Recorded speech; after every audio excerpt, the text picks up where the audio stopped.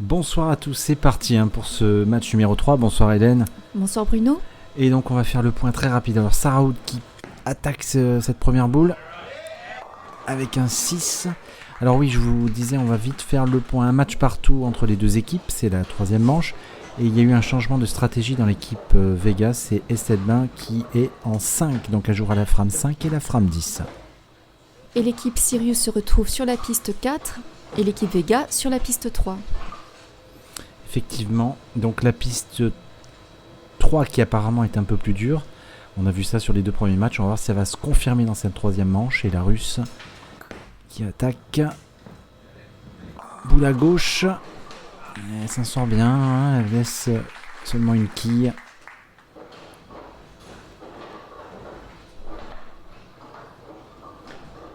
L'anglaise qui va jouer un spare difficile. Spare à 4 quilles. C'est jamais facile à faire ces spares. En concentration.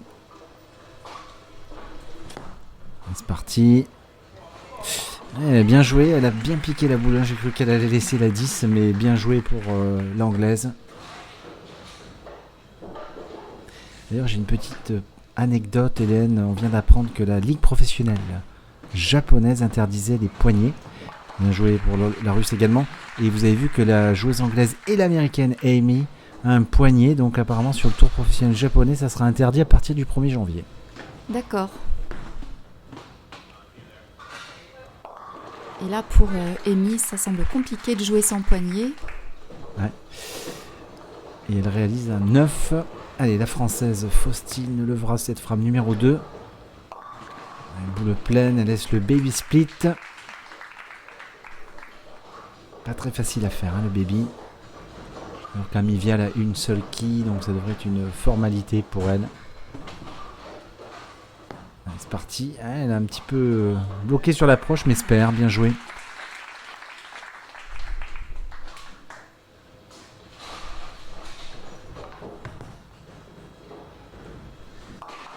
Elle laisse une quille.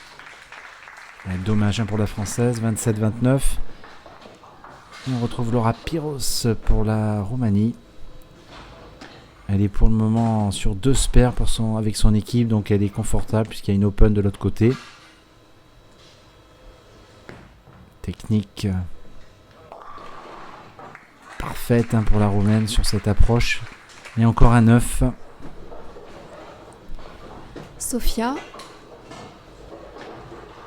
regardez cette technique, vraiment un jeu physique. Et poche de droite là, décidément, on dirait qu'il y a eu de la transition. L'huile au bout de la troisième partie a vraiment bougé, il y a eu de la transition. Il va falloir que les joueuses bougent également sur la piste. Pour le moment, c'est pas encore le cas pour Sofia, mais regardez, Laura, pas de souci pour les spares. Excellente spare shooteuse, comme on dit. on en souhaite autant pour Sofia.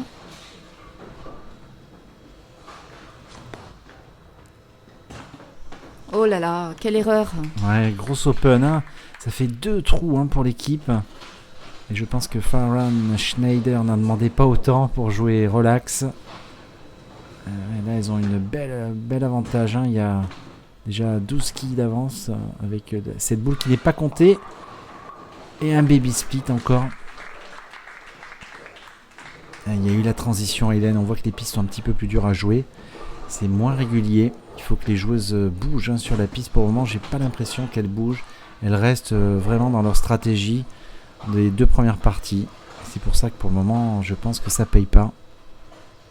Si je dis pas de bêtises, on n'a pas encore vu un strike, Hélène. Non, toujours pas. Et une nouvelle open. C'est un match étrange pour le moment. Allez, peut-être Karen Marcano. Pas de strike. Ouais, peut-être Karen, effectivement. Pas mal. Oh là. Ouais, c'est la 4, je crois. Ouais, c'est la 4 qui a bougé. Elle a légèrement bougé. Je pense qu'elle est hors spot. Apparemment, non. La pince a bien remis la quille sur son spot. Et Karen n'est pas déconcentrée. Regardez.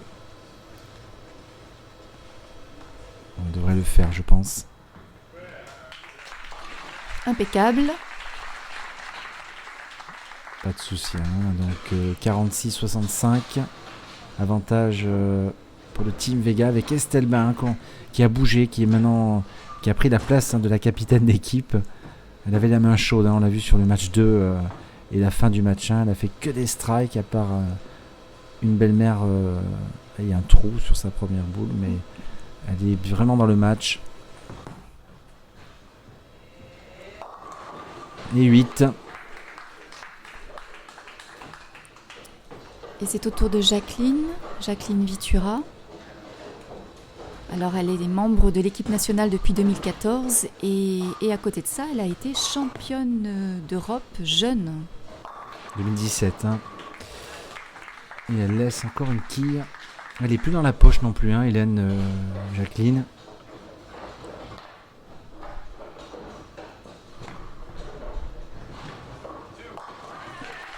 Très joli spare, pas d'hésitation.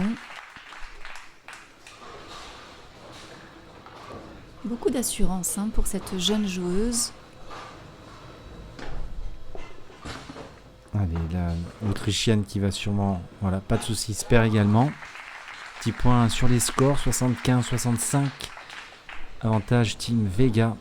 Et donc, regardez Hélène, on n'a pas vu une croix encore, c'est quand même étrange. Alors regardez, l'anglaise a changé de boule. Elle avait une boule un peu rose sur ses 2 premiers matchs et ce début de match, le 3e. Et elle vient de changer de boule. Alors je pense qu'elle vient de comprendre, elle vient de lire la piste, si vous voulez. Une boule qui va aller plus loin, je pense, en profondeur. Et regardez. Et oui, elle pique et strike. Voilà, il fallait le faire. Bonne déduction de la part de Sarah. Voilà, mais regardez, la joueuse russe n'a pas changé de boule. Elle continue avec cette boule. Et je pense que c'est pas la bonne stratégie. Alors va-t-elle me faire mentir? On va voir ça tout de suite.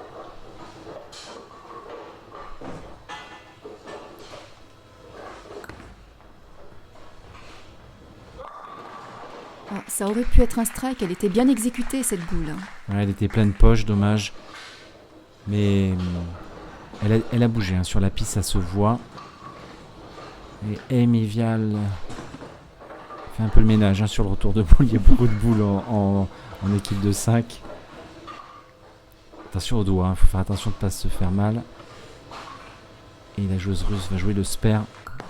Un style très académique, il n'y a rien à dire. Voilà, spare, bien joué. Elle a un petit balancier. Et Amy a la possibilité de doubler pour son équipe et donc de se détacher. On est déjà à la frame numéro 7. Allez, c'est parti. Dommage, la 10.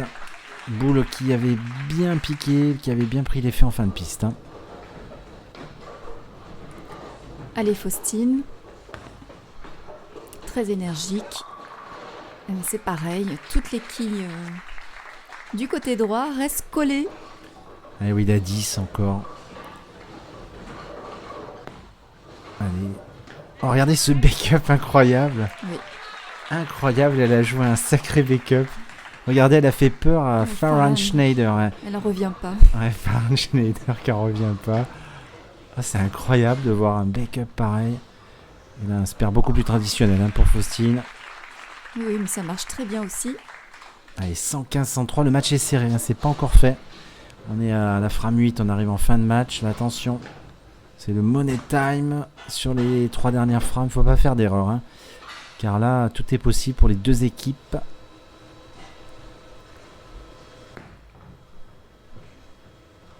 Allez, oh. Dommage pour la Roumaine.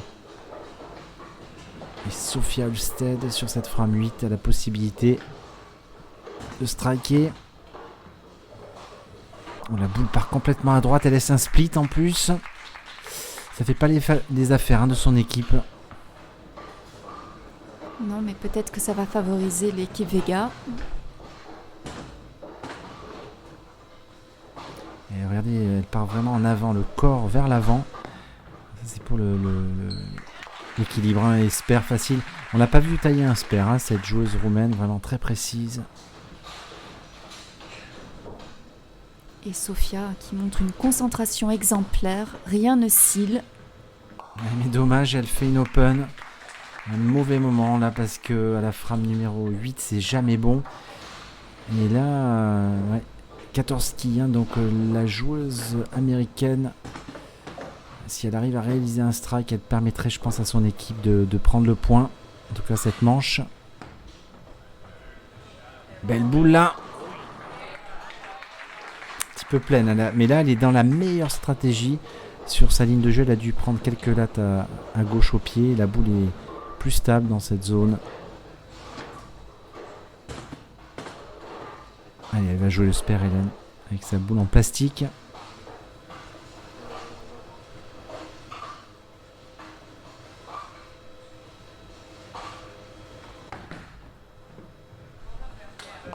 Allez, le spare, parfait. Allez, là, Karen Marcano maintenant sur cette frame 9. Elle est vraiment en fin de match. Il faut qu'elle strike pour espérer que Jacqueline triple. Aïe aïe aïe, dommage. Là, elle laisse un énorme split. Là, je pense que le match est fini. Ah, il y a une sacrée évolution sur les pistes. On a vu Florence Schneider qui était contente, hein, parce que je pense qu'elle sait que le point est dans la poche. Et Karen n'est pas du tout contente de son coup. Va-t-elle le tenter, Hélène? On va voir. C'est une configuration compliquée. Oh là là, c'est carrément raté. Ouais, dommage, rigole. 127-152, hein, c'est fini, puisque maximum 157. Je vois pas Estelle Bain faire... Ah non, 152, 107 boules, donc c'est fait, il n'y a pas de souci. Néanmoins, Estelle va tenter de striker. En tout cas, bon choix tactique que Estelle Bain soit 5 et 10, puisque ça paye. Farhan Schneider ne se sentait pas de finir. Ouh, belle boule. Elle a mis encore une très très bonne boule. Je soupçonne que la 10 soit collée quand même. Non, je vous rassure, on n'a rien fait, Hélène, sur les pistes. Et Jacqueline qui va terminer ce troisième manche. Oula, avec une erreur. Une boule qui touche pas là. Hein. Mais elle sait que le match est perdu. Elle a dû essayer une nouvelle ligne de jeu et ça passe pas avec cette boule. Allez, Estelle qui joue 7 qui 10. Mais le match est déjà gagné. Rigole. Ouais, décidément. Bon, malgré tout, ça n'empêche pas l'équipe Vega de gagner 2 manches à 1. Ouais, effectivement. Et dernière boule pour Jacqueline. Et donc, je vous dis tout de suite, on se retrouvera dès demain pour la suite, le match numéro 4, Hélène. C'est parfait. Et dernière boule, il y a une belle erreur. Et donc, 170 à 135. Et je vous dis à demain. Bonne soirée. Bonne soirée.